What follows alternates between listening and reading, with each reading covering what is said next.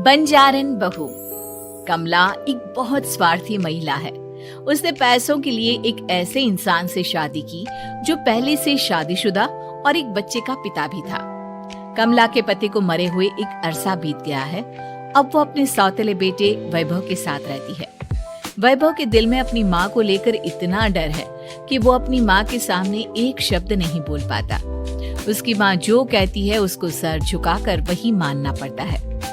वैभव, तुमने अभी तक घर का काम क्यों नहीं किया? तुमसे कितनी बार कहा है कि सूरज निकलने से पहले तुम घर की साफ सफाई पूरी कर दिया करो। वैभव कुछ नहीं बोलता, चुपचाप सर झुकाए अपनी माँ की बात सुनता रहता है।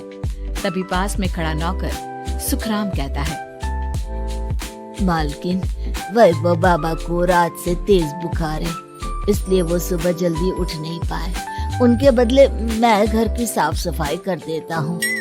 इसे कोई बुखार नहीं है। मैं इसे अच्छी तरह से जानती हूँ। ये सब काम न करने के बहाने हैं। सुखराम काका, बोल दो इसे, सारे घर का काम यही करेगा। और इससे समय पर अपना काम पूरा नहीं किया तो इससे आज का खाना भी नहीं मिलेगा। मगर मालकिन, वैभव बाबा की सच में ही तबीयत खराब है, आप एक बार देख तो लीजिए। कमला बिना कुछ बोले वहाँ से चली गई और बेचारा वैभव तेज बुखार में भी काम करता रहा। कमला वैभव की शादी एक ऐसी लड़की से कराना चाहती थी जो अनपढ़ हो और कमला से इसी तरह डरे जिस तरह वैभव डरता है, ताकि वैभव की सारी जायदाद और धन दौलत उसकी मुट्ठी में रहे। लेकिन आज के जमाने में ऐसी लड़की मिलना मुश्किल है। कमला कार में यही सब कुछ सोचती जा रही थी कि तभी रास्ते में, अरे ड्राइवर, तुमने कार क्यों रोक दी? और ये इतना शोर कैसा? मैडम, आगे कुछ बंजारों का खेल चल रहा है, इसलिए भीड़ लगी है। मैं अभी भीड़ को साइड में करवाकर कार निकालता हूँ। ड्राइवर भीड़ को साइड करके कार निकालने की कोशिश करने लगा कि तभी कमला की नजर रस्सी पर चल रही एक फुलवा नाम की बंजारन पर पड़ी।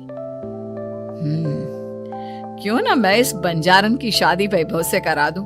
ये तो अनपढ़ लग रही है, मेरे पैरों तले दबकर भी रहेगी। मुझे अभी इसके माँ बाप से बात करनी होगी। ये सोचकर कमला ने उन बंजारों से बात की और उन्हें शाम को अपने घर बुलाया। फुलवा के माता पिता वहां उसे लेकर आ गए।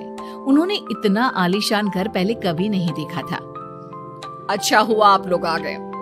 देखिए, मुझे घुमा फिरा कर बात करने की आदत नहीं है, इसलिए सीधे सीधे मुद्दे पर आती हूँ। मुझे आपकी बेटी बहुत पसंद है। मैं अपने इकलौते बेटे की शादी आपकी बेटी फुलवा से कराना चाहती हूँ। इसके बदले में आप जो चाहो वो ले सकती है। तभी फुलवा की माँ कहती है, ये क्या कह रही है मैम साहब? कहीं आप हमारी गरीबी का मजाक तो नहीं उड़ा रही ना? आप मेरे बेटे से मिल लो। अगर आपको मेरा बेटा पसंद आता है तो मैं कल से ही शादी की तैयारी शुरू कर दूंगी। सुखराम, सुखराम, वैभव को लेकर आओ। फुलवा अपनी माँ के कान में फुसफुसाती है, माँ, कहीं इस मेम साहब का छोरा पागल तो ना है? फुलवा अपनी माँ से बात कर रही होती है कि वैभव वहाँ आता है।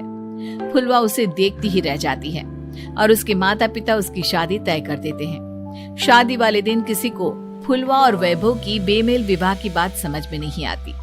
फिर भी एक औरत कमला से पूछ ही लेती है, कमला जी, आपने अपने इकलौते बेटे की शादी देहाती गवार से क्यों करा दी? ये बंजारन आपके घर की बहू बनने लायक तो नहीं है। कम से कम अपने स्टेटस का ही ख्याल कर लिया होता। बहू तो अपने टक्कर की लाती, आपने तो बंजारन को ही बहू बना लिया। अब कमला को समझ में नहीं आ रहा था कि इस बात का क्या जवाब दे। वो कुछ देर चुप रही और सोच समझ कर कहती है, बहन जी, आपको तो पता है आजकल के बच्चे किसी की बात कहाँ सुनते हैं। मैं तो अपनी बहू एक पढ़ी लिखी और अपनी सोसाइटी की ही ढूंढ रही थी। लेकिन मेरे बेटे ने मेरे सामने इस बंजारन को लाकर खड़ा कर दिया। बोला कि मैं शादी करूंगा तो इसी से। अब भला मैं क्या करती, मुझे अपने बेटे के सामने झुकना ही पड़ा। कमला की ये बातें सुखराम भी सुन रहा था। उसने ये सारी बातें वैभव को जाकर बता दी। काका, मैं तो फुलवा को जानता भी नहीं, फिर माँ मेरे बारे में झूठ क्यों कह रही है? अरे बेटा, तुम कितने भोले हो, तुम्हें कुछ भी नहीं पता। तुम्हारे पिता अपनी सारी संपत्ति तुम्हारे नाम करके गए हैं।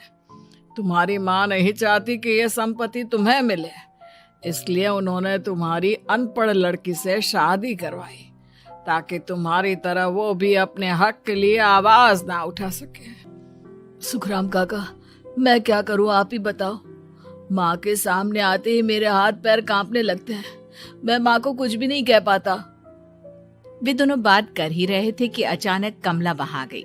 कमला को देखकर दोनों घबरा गए। तुम दोनों फिर कभी बातें कर लेना, अभी फेरों का समय हो गया है, चलो जल्दी आओ। इस तरह फुलवा और वैभव की शादी हो गई।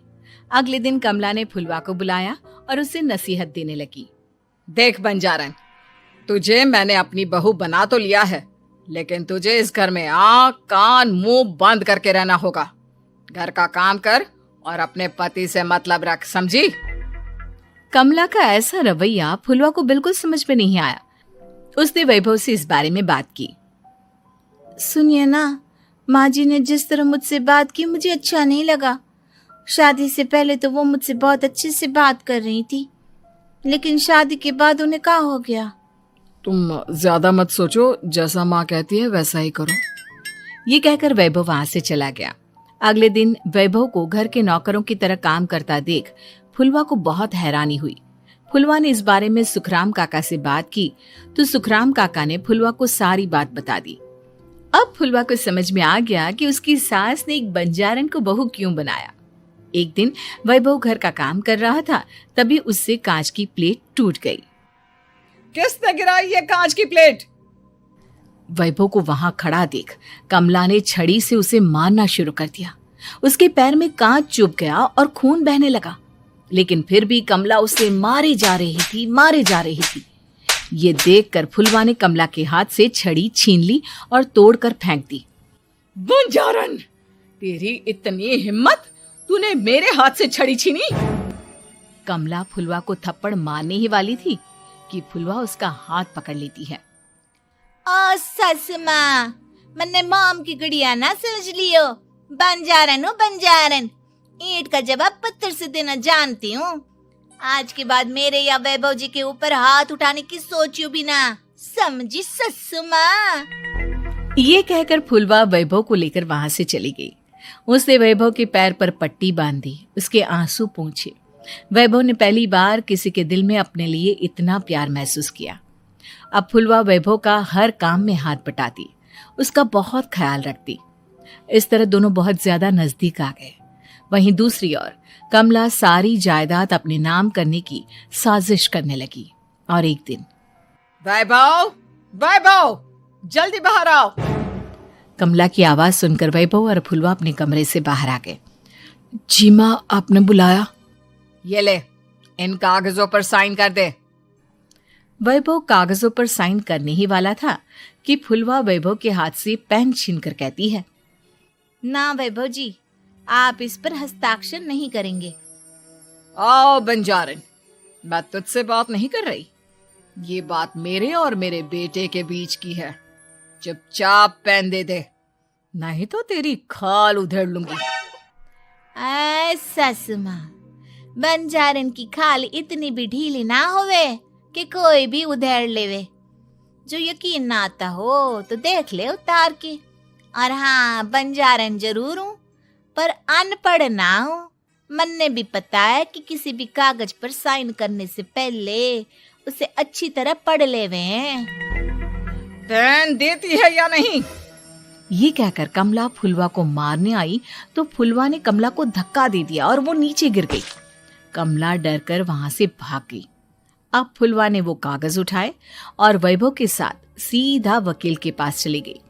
वकील ने वो कागज देखे और फुलवा को बताया, वैभव के पिता की सारी जायदाद और संपत्ति वैभव के नाम है, लेकिन वैभव की सौतेली माँ इस संपत्ति को अपने नाम कराना चाहती है, इसलिए इन कागजों पर वो साइन करा रही थी। तो अब हमें क्या करना चाहिए वकील साहब?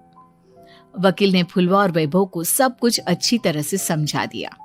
अब दोनों घर पर पुलिस को लेकर पहुंचे। कमला पुलिस को देखकर घबरा गई। पुलिस ने कहा, आपके नाम की कंप्लेंट हुई है, आपको हमारे साथ थाने चलना होगा। कंप्लेंट? कैसे कंप्लेंट? आप अपने सौतेले बेटे पर बहुत अत्याचार करती हो, धोखे से सारी जायदाद अपने नाम करा रही थी। अब नहीं इंस्पेक्टर साहब, जरूर ये मेरी बहू की कोई साजिश है, इसने गलत कंप्लेंट की है। मैडम, शिकायत आपकी बहू ने नहीं बल्कि आपके बेटे वैभव ने की है। कमला वैभव का नाम सुनकर दंग रह गई।